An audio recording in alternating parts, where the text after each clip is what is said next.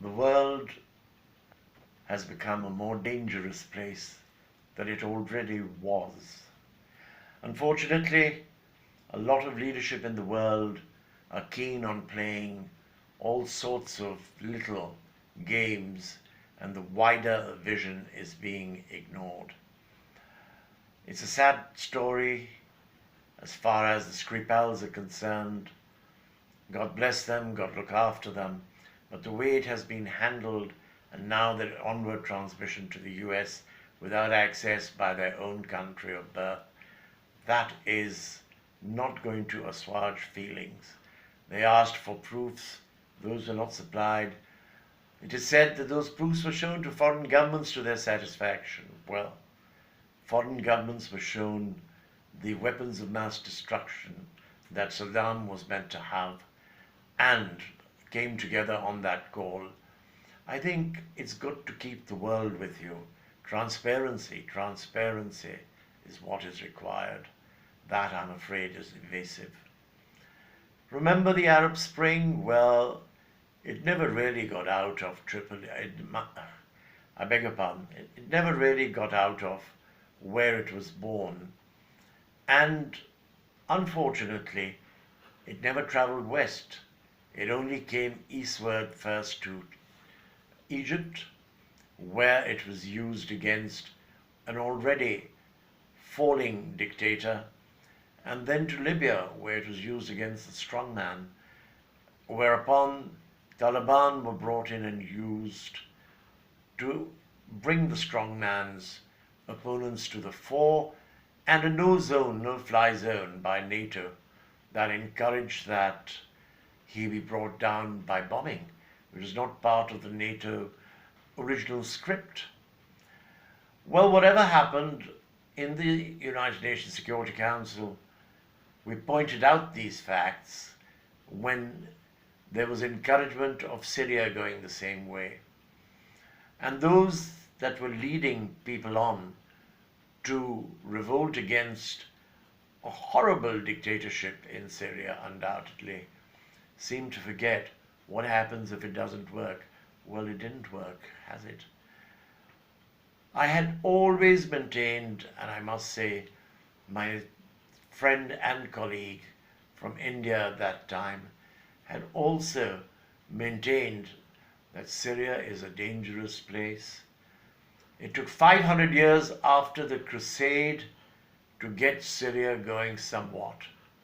And while we didn't agree on how it was done, I was interested to hear a member of the British House recently say that had we known what would happen when Saddam Hussein fell, we might have thought twice about going into Iraq.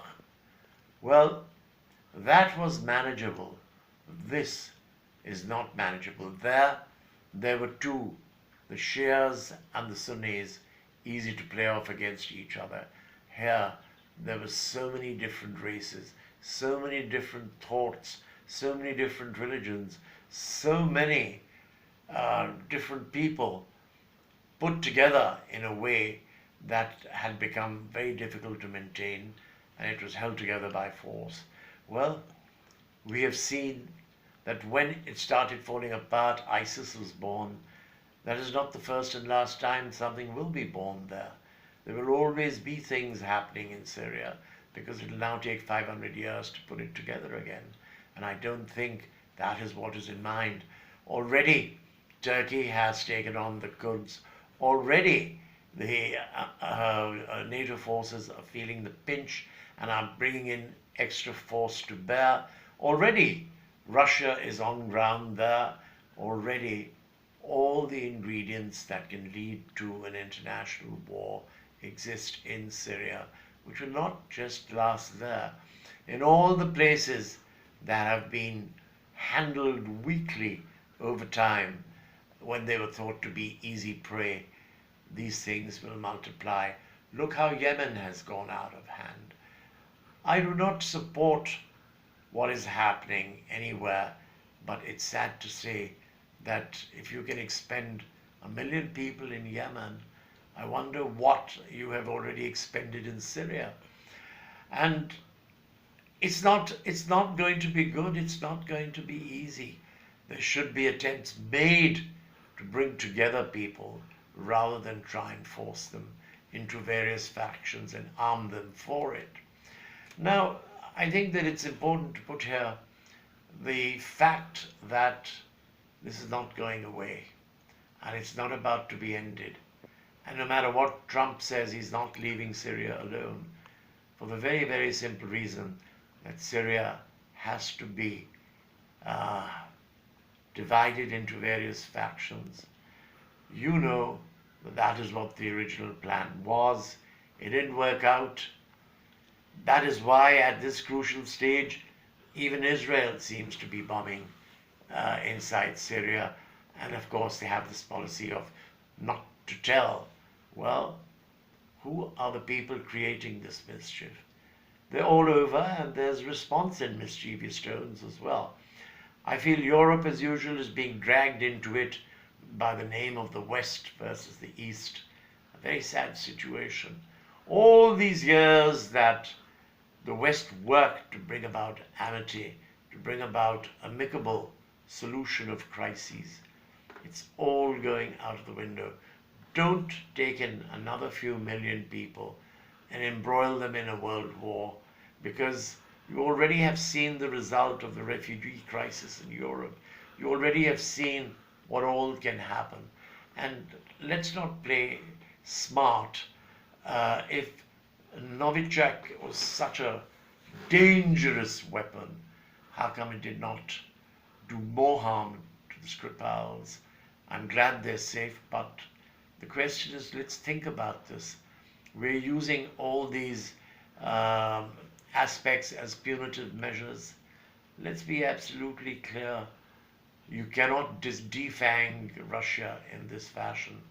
You will face Russia now. The Iron Curtain has come down again, and I call it the isolation curtain across the Atlantic. So these things do matter. They are happening, cannot be ignored.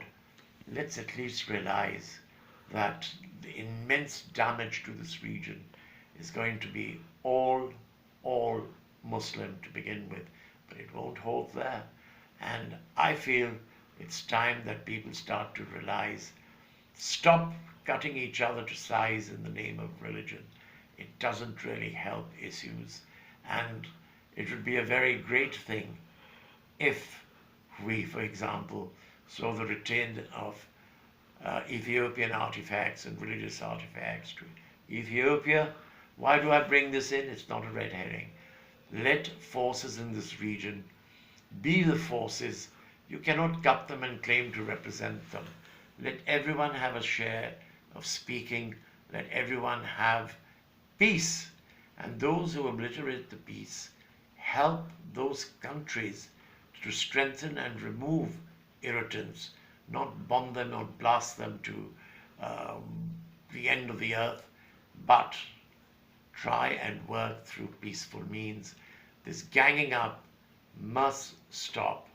We must learn to listen to each other. We must stop threatening.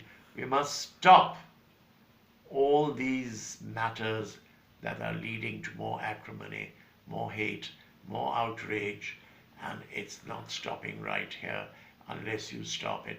And by you, I mean all those countries who are blowing steam, even at the United Nations at the moment.